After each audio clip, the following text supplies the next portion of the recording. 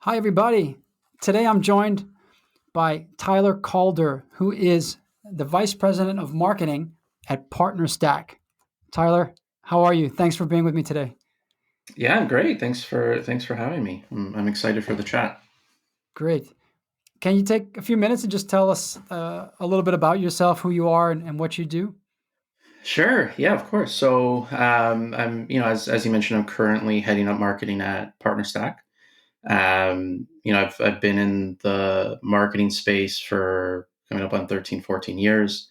And that experience has been split between agency side for the first 7.5 years of my career, and then typically going in house and acting as that first marketing hire and coming in really just to scale the revenue engine on the marketing side. So, a lot of B2C and B2B experience, Hmm. but certainly the passion is on the B2B side, which is what we're doing at PartnerStack. Cool. And do you feel that your experience in agency life in some ways helped prepare you to be really a high performing marketer in some of these companies? Yeah, yeah, it's a really good question. So I also teach at the University of Toronto here, a digital marketing course. And one of the most common questions I get there is, where should I start? You've had in-house experience, you have agency experience, and I started agency side, so I'm biased. But my recommendation to people is, if there is an opportunity to work agency side, I think it's an opportunity people should jump at. For me, Mhm. you very rapidly learn various industries. You get experience on B2C, B2B, you get experience with enterprise, you get experience with mid-market, with SMB. At least that was true for our agency. And so for me, it was, almost like this lifetime of experience condensed into a very short period of time. Um, and the pace is fast. The demands of the job are in can be intense. Um, but through all of that, it really does, at least in my mind, prepare you for um, working in just about any other type of organization. Being able to bring a wealth of experience, and being very focused on performance, right? If your Mhm. agency side clients are going to tell you if the work you do sucks, right? They're gonna be That's pretty true. blunt about it. Mhm. Um, and so you form, this mentality of, the work's got to be good, it has to have business impact. Um, and so I thought it was a huge advantage. And even to dig into it a little bit further, the agency I was at, we were a digital marketing agency, and I started as a pay-per-click specialist, like very tactical, very hands-on. But for me, I even found that as the starting, I'll say, discipline. It really forces you, when you think of search marketing, like, it really forces you to think about, the intent of your buyer, the entire buyer journey. You're forced to dive into the analytics. You're forced to think of the creative aspect of your campaigns. So again, even the discipline as a starting point in one's career, um, I think will have lasting effects. And for me, it was paid search, and a Mhm. great place to start. I couldn't agree with you more on that. I actually came from a similar background because I think my entry point into digital marketing was also paid search, Mm-hmm. and I want to say 2003 or 2004, which is pretty much right as Google AdWords That was was launched. that was the And beginning. Yeah. for me, it was this perfect combination of the analytical and creative. I mean, I love to write. I loved what you could do with words, and I love the constraint of it because you always limited Mhm. by characters, still are. I mean, it's more flexible now, and I think that unification of those two worlds to me was really the major trigger, and that's what really got me into the whole industry. And looking back, I see it as not necessarily um, a new form of marketing, but really it's the evolution of marketing because, as you said, deeply understanding the intent behind keywords forces you to it forces you to really empathize with the user and improve the way that you communicate. And the constraints with character limitations and titles and ad copy also just forces you to have a really concise message and to get straight Hmm. to the point and deliver your unique value proposition and with limited amount of space. So Yeah. it Yeah, I was think was great. yeah, you touched on empathy, which I think is a good one. And I think, not to dwell too much on search, but um, that was my biggest takeaway working within search, whether it was paid search or SEO. Um, when you think of intent, right? What is the intent behind what somebody's searching? Our job as a marketer is to provide, a really good answer to whatever they're looking Mm-hmm. for. But the extension of that is to provide a really empathetic answer. And I remember, one of my clients was a big um, a big grocery chain up here in Canada, and they were going after keywords like what to make for a special dinner. It's like, okay, well, the most obvious thing to write about would be recipes, right? But if you really dig into the intent behind that search and you try to be empathetic around it, what does special actually mean, right? Mm-hmm. Special can kind of be stressful, right? Stressful could be, hey, you're going to propose. It could Yeah, it sounds be high stakes. right. It's high stakes, and so special. Special isn't just the food. Special is how do you invite somebody to that dinner? How do you set the table? How do you set the mood? How do what music should you be playing? Mm-hmm. What kind of drinks should you be serving? Appetizers, and so to me, it really forces you to think about the experience, right? So, what do I think that person might actually be thinking in their head when they search that thing?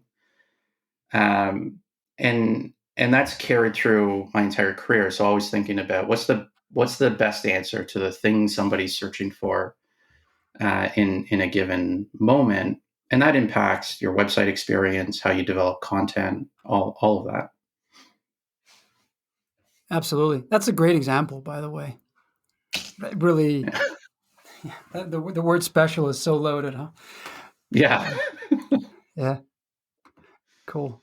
Let's fast forward now to today and to Mhm. PartnerStack, and spend a little bit of time cruising around the site. And there's this acronym that, for me, in the world of SaaS, which I like to believe I know pretty well by now, I have to admit, I encountered a new acronym, which is PRM.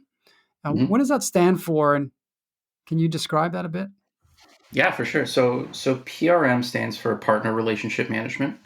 Um, so if you think of Salesforce being CRM, Customer Relationship Management, and the platform to manage all of your direct sales, a PRM would be managing your indirect sales, all Mhm. of your partners. Got it. Yep. And I was generally not that familiar with the space here, and that led me to Hmm. believe that likely a lot of SaaS companies are underinvested in this channel Hmm. in the partner sales channel. Would you agree with that? Yeah, I would agree with that. It's interesting. So if you look at some of the most successful SaaS companies, or let's just say some of the most successful companies, um, one of the things that they typically have in common is they have a very robust partner channel. Um, right, those companies that have great ambition, they scale to where they want to go. They've often invested into partnerships. When you look at the vast majority of SaaS companies, candidly, many of which don't ever get to that place they want to go from an Mm. ambition standpoint. They haven't invested into their partner channel, and so it's certainly something that we set out to do, um, which is almost democratize this idea of indirect sales, making it accessible, easy to adopt, easy to build, launch, scale for every SaaS company in the world, whether your seed stage or Mm-hmm. whether you've gone public. Um, and what we see is companies that are investing into partnerships, and partnerships could mean a number of different things, right? A partnership Mm-hmm. could be an affiliate program. It could be a customer employee ambassador program. It could be agency referrals, or you could go up right into like full resellers where Mm-hmm. they're reselling your technology, they're provisioning it, they're implementing it. Right, so it kind of runs the gamut. Um, what's happened in the space is it's very fragmented, and that's why, or at least one of the reasons it's been hard for companies to adopt. If you want to run affiliate, you got to go get an affiliate program or Mm-hmm. platform. If you want to run some sort of advocacy or ambassador program, you got to go get another piece of software. If you want to run an enterprise level reseller program, then you need to go get a PRM, right? And PRM is Mm-hmm. typically only been thought of as a reseller platform. What we've tried to do is say, well, you should really think of this as an entire ecosystem of all of your indirect sales. Let's consolidate that into one platform, one single source of truth. And so that's what we've done, and that's what we're trying to bring to SaaS companies. And Mm-hmm. some of our customers, you can go on our website and see the logos we have, but we work with companies like Monday.com, Unbounce, Intuit, Bill.com, Mm-hmm. Asana. Um, that's what they're doing, right? They're not just looking at partnerships as this channel that is underinvested in. They're looking at this as something that's a board level conversation of how does this become 40, 50, 60% of our revenue. um, Mm-hmm. and that's what we're trying to enable companies to do. Great. One of the big names that comes to mind immediately for me is HubSpot. Hmm. And I think they're back, I don't know how long ago it was, but they tell the story a lot, which is that once they really plugged into to the partnership model and they started selling, I think really through agencies, that was their primary partnership model Hmm. was the agency partnerships.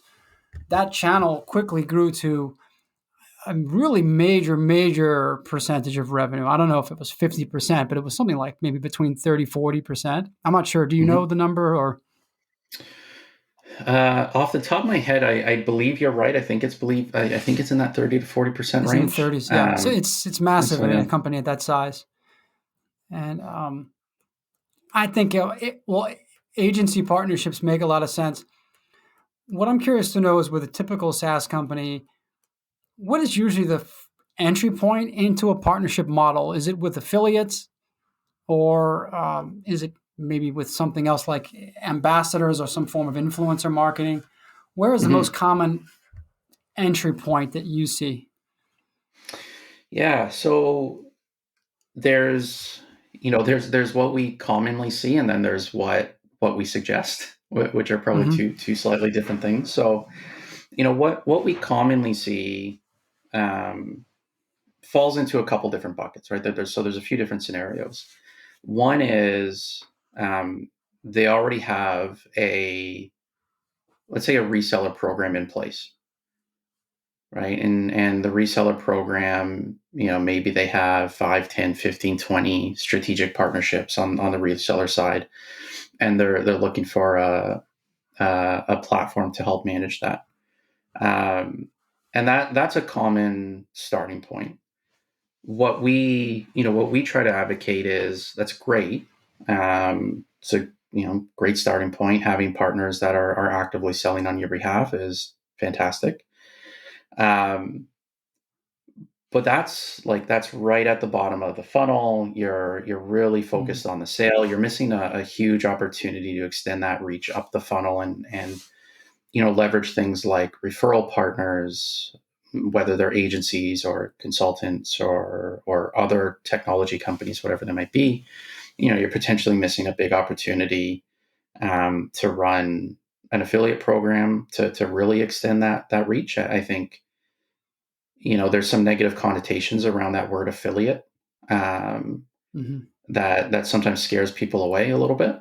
Um, Yeah, well, can I ask you there, why is there yeah, a negative connotation around affiliate yeah, marketing? yeah. I think it. I mean, I played the affiliate game a little bit, 15 years ago, and Yeah, you know, same I, here. I get where it comes from, right? I was just doing whatever the hell I wanted, right? I would talk about, Mhm. that business I was promoting in any way I wanted. I would create my own ad copy, my own, I would Mhm. take their brand and rip it apart and stitch it back together. And so, if you look 15 years ago in the affiliate world, it was a little bit of the Wild West, right? You had Absolutely. Yeah. all of these people just trying to make money, not really caring about your brand. Um, not really caring about whether or not they were monopolizing or cannibalizing your own paid search, let's say. Um, Yeah, yeah. And I think it's and it's no so, coincidence. I'm sorry to interrupt, but I think it's no coincidence that that corresponded to a time 15 years or so ago where SEO was a lot different right, and affiliates could take a lot of risk and actually could easily outrank their brands even yeah, yeah, with some shady exactly, SEO tactics. Yeah. yeah, So maybe you're that's bang also on. why it got a bit of a bad It, reputation from those days, which isn't really totally. possible now, I think. Well, exactly, right. And so a lot of those things that were kind of hacky or shortcuts or were, almost manipulative, if we're talking about SEO in particular, those things just generally aren't possible anymore. Um, and then, using a platform, whether it's PartnerStack or something else, you can get, you can put guardrails in place. You can, you can gate who becomes an affiliate and who doesn't, right? It just doesn't have to be wildly open to anybody to join, right? So you can put criteria in place. Hmm. So those negative connotations, I think, were totally fair. But if you're deliberate about how you build your affiliate program, how you incent affiliates, how you attract them and bring them into your program, we have companies where one person's managing 5,000 affiliates, and it's driving their business, and it's all, Hmm. it's all, they're doing it through really great content. They're doing it through, Hmm. all things that help build the brand and are additive to the brand versus Hmm. maybe subtracting. Um, so that, going back to the entry points, resellers is kind of one entry point, and then we advocate for, there's these all these other functions that you can use to continue to build your reach. The other entry point is they come in through affiliate and they want to start to sort of graduate, Build up to right? it. And Hmm. yeah, they want to build up to reseller, and so we'll help them launch, what a referral program might look like, and then start to mature into reseller. And then the other entry point is like, we're not doing this, but we probably should. There's some pain point, whether that pain point is they've tried to do it and they didn't succeed, or they're doing it a little bit, but they're doing it manually. And so they need a platform. Hmm. Or they've seen just their go to market motion kind of stall a little bit, right? Hmm. Sales, marketing, like oftentimes the Yep. more you invest in there, there's some diminishing returns. Hmm. Um, Partnerships is one of those things where, like, you are working with somebody who already has the attention of your audience that you want to sell into. Typically, they already have the trust of them to some degree, right? Like, you, as an example, have a following, you have an audience, you have people that listen to your podcast. If you were to recommend a piece of software, there's credibility built into that, more credibility than a salesperson reaching out cold, or Hmm. somebody seeing a piece of marketing material. And so we see people coming in where maybe they see their go to market motion stall a little bit or plateau in performance. And we find partnerships can kind of unlock that, because you're tapping into this network of people that already have connections into your target audience. They already have that trust built in. And if you can partner with them, typically it's a phenomenal just performance channel, I would call it. Hmm. My understanding of making a partner channels work well is that it requires a lot of effort in supplying those partners with unique content that they can use. Mhm. Um, is that would you agree with that?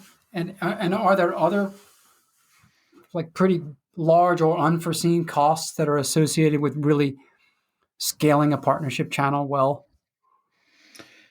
Yeah, so I think if you are if you're doing everything manually and you're doing everything in a one-to-one scenario, right? So this partner, we're going to co-market with you, and it's going to be completely unique content here. This Mhm. partner, we're going to co-market with you, and there's going to be this completely unique content here.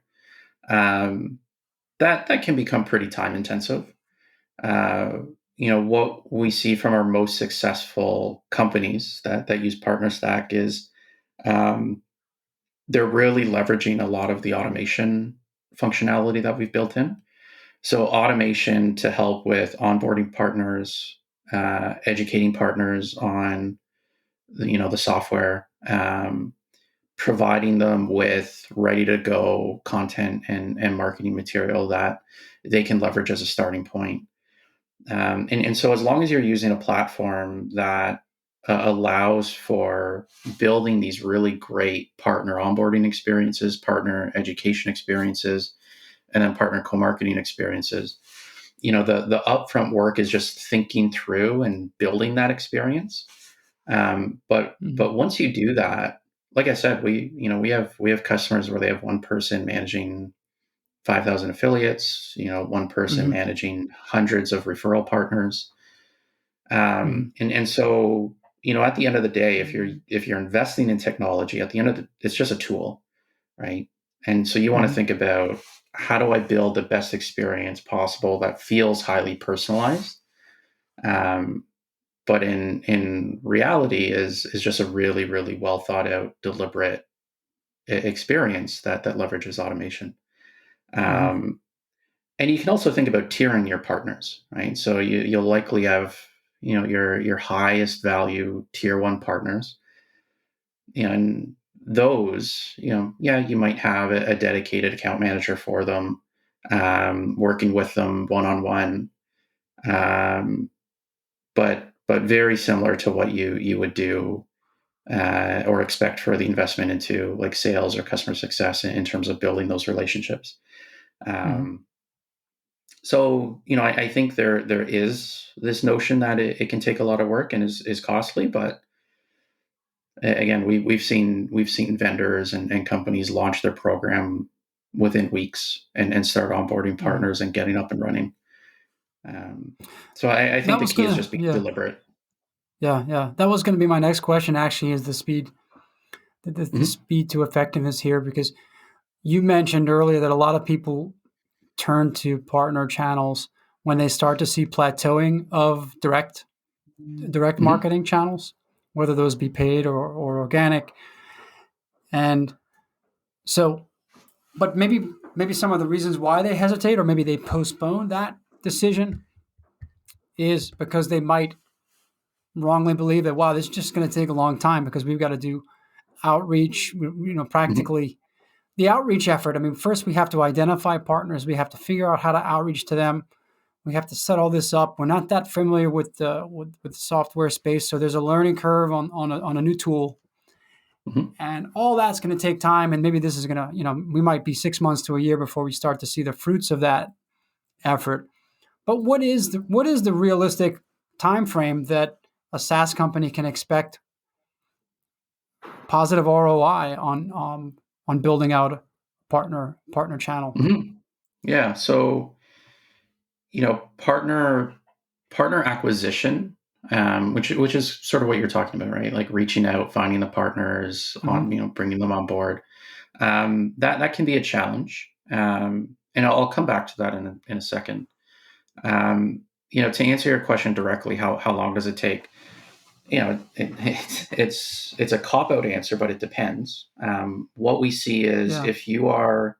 if you're bringing some partners with you, right? You already have some partners that are actively referring you business, even if it's super informal, right? They're via email, they're just making introductions, whatever it might be.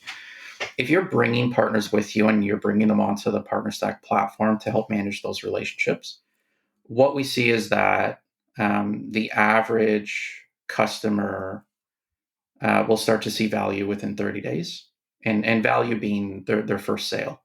So Mhm. they'll drive their first sale or a couple of sales through the partner channel within the first 30 days. And that's certainly if they're bringing partners with them.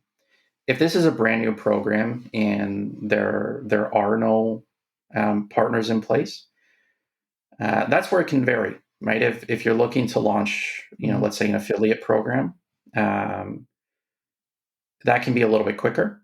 You can get up and running. You can start to provide, your link tracking and some education and some material to get affiliates up and running. Um, and that can be pretty quick, right? Typically, we'll see value provided Mhm. within 30, 40 days there. Um, we'll typically see vendors become ROI positive on the investment within 6, 8, 9 months. So within the year. Um, Now, if Mhm. you're launching a huge program that's all encompassing, right? You're launching an affiliate program, you're launching a referral program, you're launching a reseller program. We'll have companies that will come to PartnerStack to help lay the infrastructure and the foundation for that. And then they'll start to build on top of it. And it might take 6 months to get an entire, like, Mhm. fully robust program up and running. So it sort of depends on what the intention is. Um, but the reality is, if companies want to get up and running really quickly, they can. Yeah. Would you And recommend to companies to, if yeah, go ahead. just to start, just to hit the ground running with whatever you've got and then build incrementally? Or do you think, I mean, is PartnerStack a good platform that allows you to start partially and then build it piecemeal up, until it's the fully robust, all affiliates and resellers and all that? Yeah, the way we think about it is exactly that. You can think about it almost like you would with digital marketing, right? In the sense of, I think very traditional marketers, it's all about what's my 12-month plan, and I'm going to lock into these plans, and I'm going to lock into those plans before I start to execute anything, right? And then you had this new Mhm. wave of marketing that was, a little bit more agile. It's, let's run some tests, let's run some experiments, let's see what's working, let's double down on it. What isn't, let's just cut it, kick it out. We see the same trend with partnerships starting where, historically, like we've been talking about, there's this notion that it's going to take me forever, right? It's going to take me 12 months, 18 months to get up and running. We've heard of companies that have come to us and they've been struggling to get up and running for 12 to 18 months. And then we talk about, well, what's the quickest path to getting into market, right? Let's start there. Let's get Mhm. into market. Let's start to run some tests. Let's start to run some experiments. Let's figure out what's working, let's double down on it.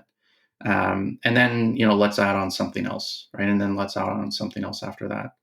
And so, what I encourage companies to look at is look at your business today and what's working. Like if you have a really rabid, fan base that absolutely loves your product, or customer base, I should say, how Mhm. do you tap into that with some sort of customer advocacy or ambassador program, right? Leveraging your customer base for Mhm. referrals. Let's start there. Maybe you're a really content heavy organization. You have a lot of people that you've already built relationships with to co-author content. Start there. Maybe they could become your initial affiliates or referral Mhm. partners. Um, so I think there's this tendency of, oh, this is going to be big. Let's plan out the whole thing before we hit the go button. Mhm. Get into market, try to do it quickly. This stuff starts to compound, right? The faster you're Mhm. in market, um, the more you'll see that value and you'll reap the benefits, and it'll build on itself, which is what we typically see. So Mhm. that's usually what we suggest for sure. Yeah. And can you tell me, if you think about your most successful customers at Hmm. PartnerStack, um, and let's take the ones that are doing at least, let's say, north of 50 million ARR, so that good Hmm. size. Hmm. What are some of the percentage of total revenue that you're seeing among those best partners? Is anybody hitting over 50% coming Hmm. from partner channel sales? Yeah, we see up to 60%. Wow. Okay.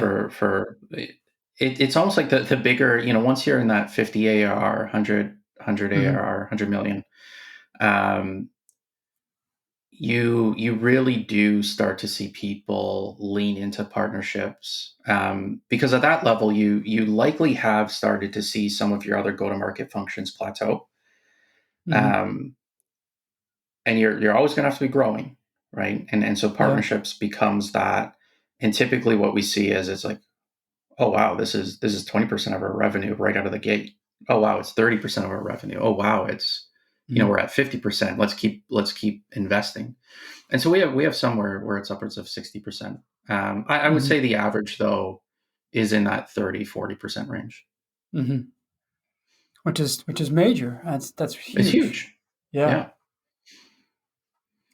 Like And again, yeah. going back to my own background, I think of all of the years, I was just messing around with Facebook ads. It's like trying Hmm. to trying to squeeze as much as I could out of it. And those more traditional digital channels typically worked, but they become so competitive, right? Your cost to acquire increases Yeah. every There's month. an inflation Like factor. It always goes yeah, up. It will never come back always down. goes Yeah. up. No. Yeah.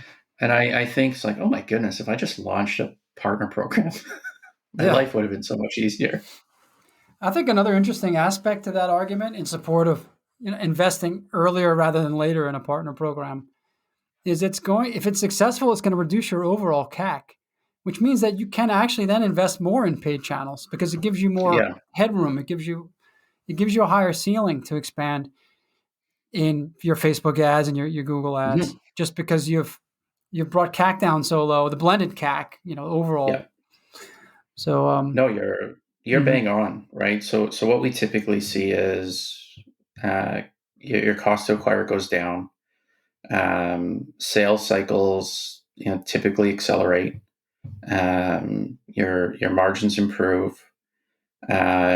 Even your brand benefits because you have so many partners out there mhm, talking about you.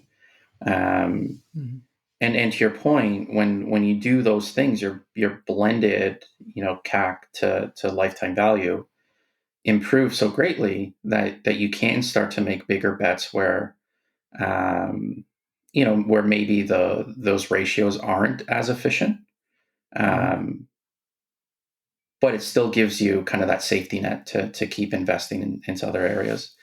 yeah, Um, yeah, so totally agree. And the just going back quickly to this idea of partner acquisition and getting up and running quickly, because that's the important part, right? Like you can prep your program and be ready, but just because you have a program, just because you build it doesn't mean they're going to come.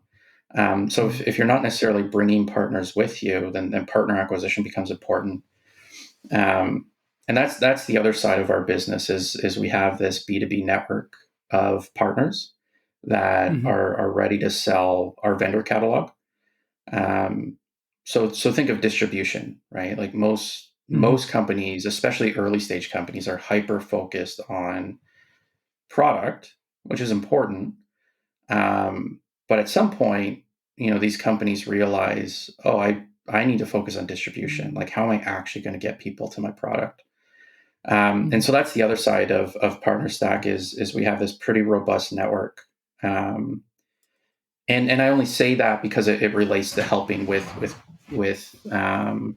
reducing your CAC and all of that. We have partners that are ready to go and sell new companies that join PartnerStack, mhm. which is pretty powerful.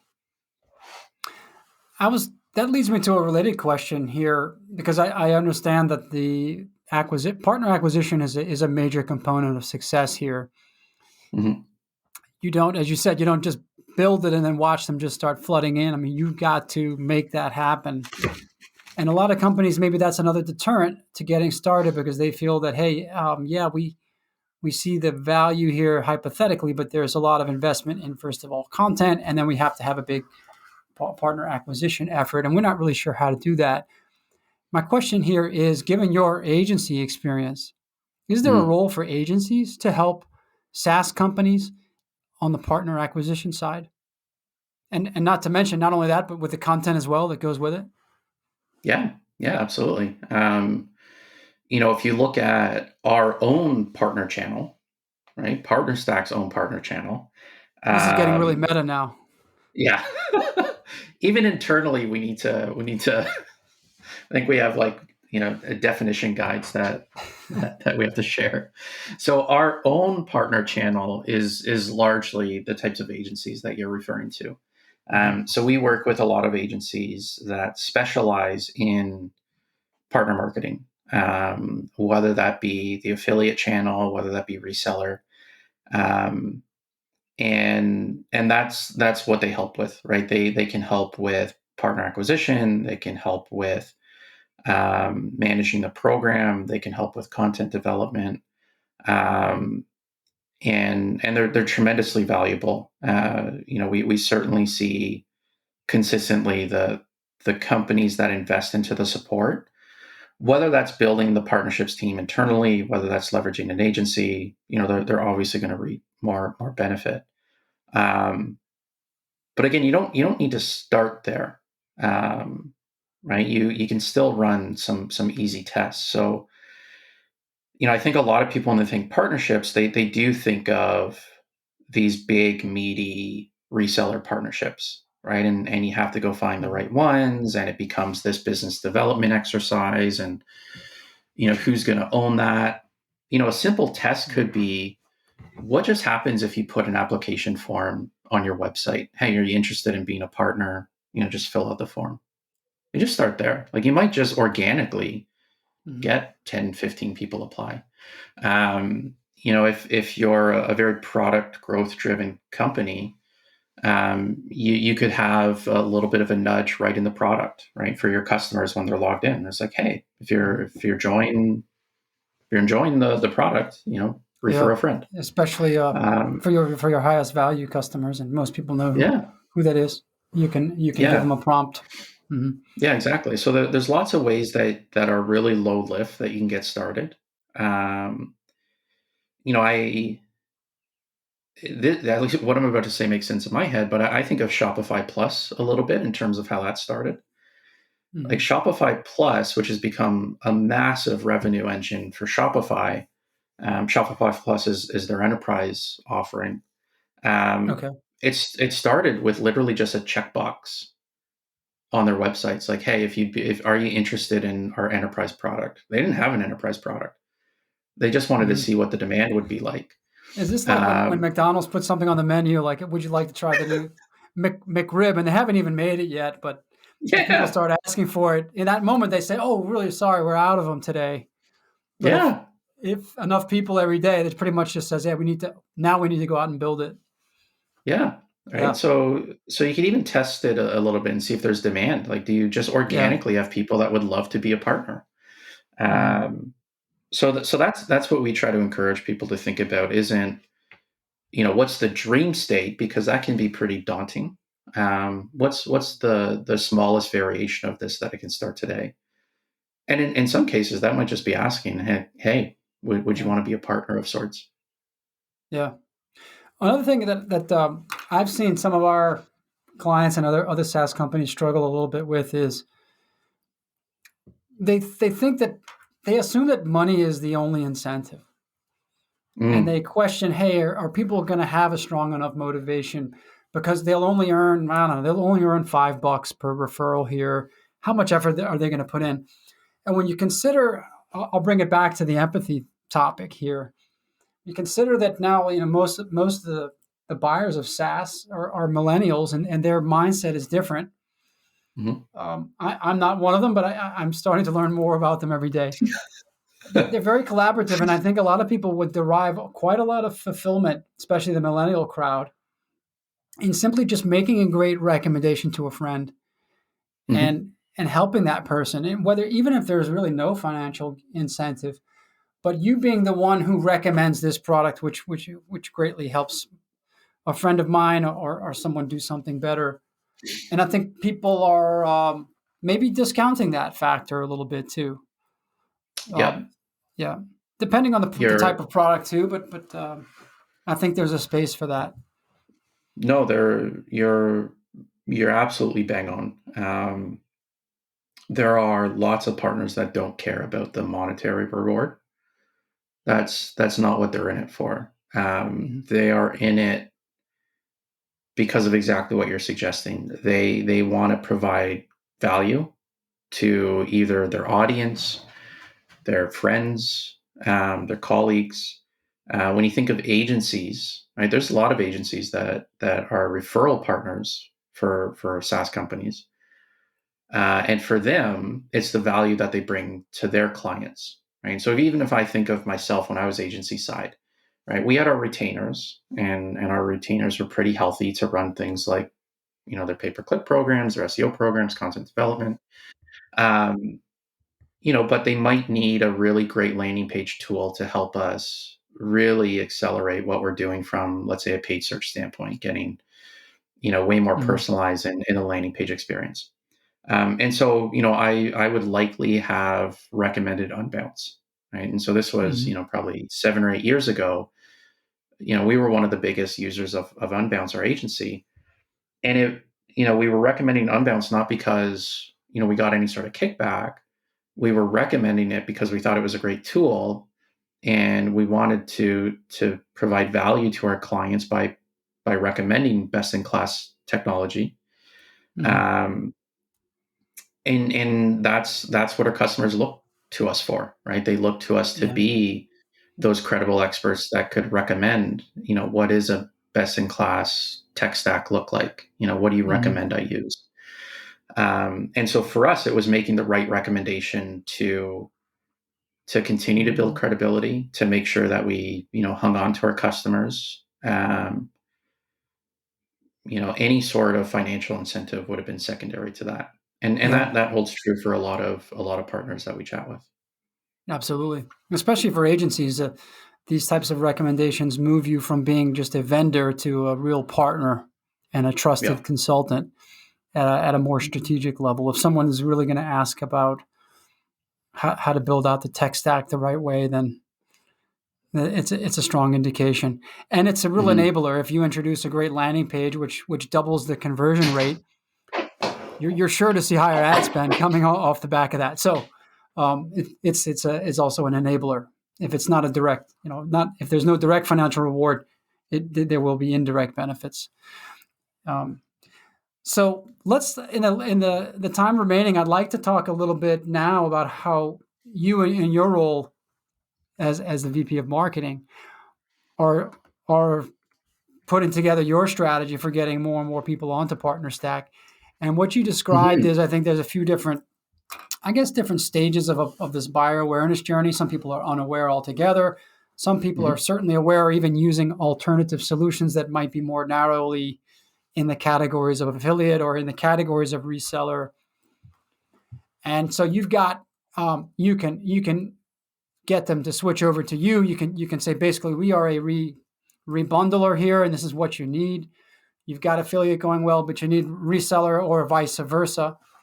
Or you can go after these SaaS companies that have just overlooked the opportunity or maybe have postponed it because thinking it, overthinking it. Basically, it sounds like what's more valuable for you, and what's the lower hanging fruit to go after the companies that are already on a more limited platform and to position PartnerStack as a logical next step or graduation of where they are now, or to go for those companies that you see are already late to the game and maybe seeing a saturation or plateauing in their direct paid and organic channels. Hmm. And then you want to tell them, hey, this is now the time to get partnerships. How do you see that? Yeah. And how does your strategy look different for those two types of audiences? Yeah. So we've been very deliberate in how we market. Um, our marketing team has only existed at PartnerStack for about a year, and marketing, before that, marketing truly didn't exist. PartnerStack was 100% driven through our direct sales channel and our own partner channel. Hmm. Um, and so when I started a year ago, I was the first marketing hire, and the sequence that we planned out was, phase one is let's just get real about what's working, what's not, who are our customers, where do we win, where do we lose, building our own tech stack, getting real about our numbers. And that phase lasts a couple months. Phase two is let's just go capture the demand that exists, right? And so that's the partnership people. Those are people who already know that they have a problem. And that problem could be a number of things. The problem could be we have a partnerships program, but um, we're doing it manually and it can't scale. Or we have a program running, but we're using 4 or 5 different tools to manage it. So they know that they have some sort of challenge, and they know that they want to solve it through an investment. Um, so that phase was, well, let's just go get them. Like, let's just go talk to Hmm. them, and that's a combination of just really table stakes stuff, but trying to do it really well. So that is paid search, right? If Hmm. somebody's looking for a PRM solution, let's just be there. Let's just get in front of them. Hmm. That is, leveraging intent signals for our sales team to target our outreach, right? So intent signals using tools like Zoom Info or G2, getting a sense of what companies are actually researching PRM and partner management solutions. Let's use that to get a little bit more intelligent about our outreach. Hmm. Let's leverage that intent signals for LinkedIn targeting. So really, really table stakes, just high intent digital Hmm. marketing tactics. And then through that, what we started to discover was, we were seeing some very strong organic success with G2, the review site. Hmm. And so we leaned into it. So, this time last year, we were probably middle of the pack on G2.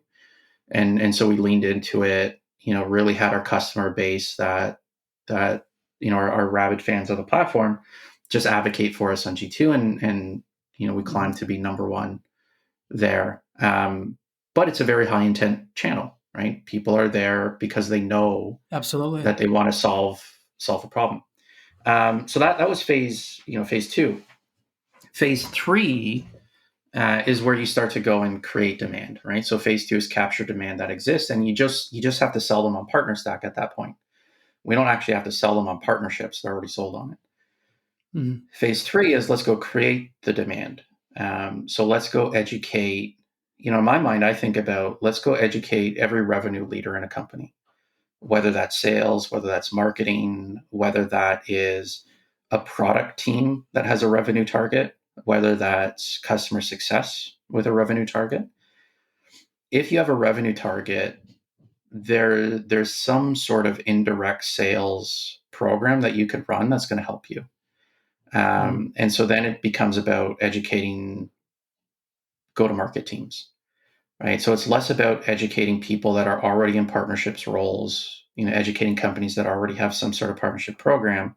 It's educating people that haven't thought of partnerships to help them solve distribution, right? That's the Hmm. problem that we really try to solve for. Not to go too deep into it, but heads of marketing and heads of sales get fired at a pretty rapid pace, right? You're Yeah. in your seat for maybe 2 years, maybe Well, yeah. three. Well, you've got serious short term pressure. Usually quarterly Yeah, quotas on your head. Yeah, and yeah, huge. two Yeah, bad quarters in a row that could be enough. exactly. And it happens because companies haven't solved for distribution, right? You're Hmm. and let's just consider distribution sales. Hmm. You're trying to do it through brunt force tactics, right? Hiring more salespeople, investing more dollars into digital channels, running more events. Um, Partnerships is distribution, so that's what we're trying to solve for, and so we're trying to educate the market on that, right? Think about how this complements or in some cases becomes your primary driver for distribution. And so tactically, how do we do that?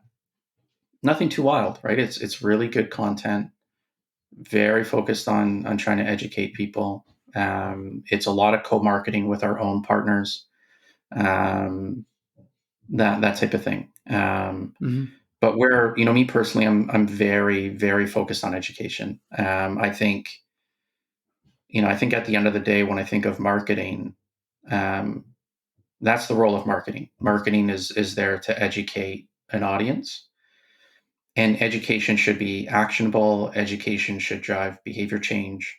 So that's what we're focused on is how do we do that? And so far, it's been table stakes like content, webinars, but what that will evolve into are legitimate courses and certifications, and for ourselves, our own strategic partnerships to help hit the market in a Hmm. bigger way.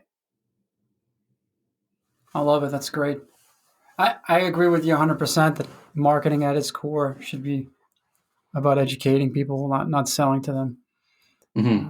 Especially now that people are more empowered than ever, and they prefer to really make their own educated purchasing decisions rather than Hmm. be sold to. So it's more about just providing them with the resources so that they can educate themselves and then Yeah, make those decisions on their own.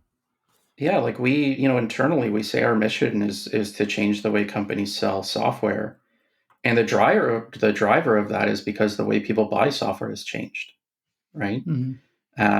They want to buy, they want to self educate, they want to buy from trusted resources, and so companies need to adapt to that. Um, Yeah.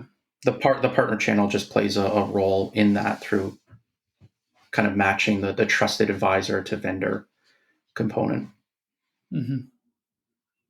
Great. Well, Tyler, this has been fantastic. Is there anything that I haven't asked you that you wished I would have asked you, or is there anything else that you'd like our audience to know? No, we obviously spend a lot of time talking about partnerships and PartnerStack, which is cool.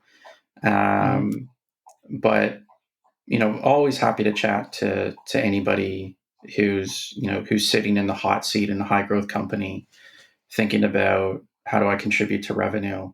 Because at the end of the day, if you're in marketing and you're not thinking about how you're contributing to revenue and you don't hold a revenue number, candidly, you're probably Hmm. going to find yourself, in that 2 year tenure, and probably looking Hmm. for your next gig pretty quickly. So Yeah. that's the main thing I would say is the gist of all of this is focus on revenue, how you're having business impact. Partnerships is just a subset of that, Hmm. but lots of different ways to go about it. Great. Great. Well, Tyler, thanks very much for being with me, and it was some great conversation. I think I feel enlightened about uh, partnership channels now in a new way, and I'm excited to go and start to talk to a lot of our own SaaS clients about that. So thank you for educating me and our audience, and I hope that we'll keep in touch and talk again soon. Yeah, for sure. Thanks for having me. I All enjoyed it. right. Thank you too. Take care. All right, take care. Bye.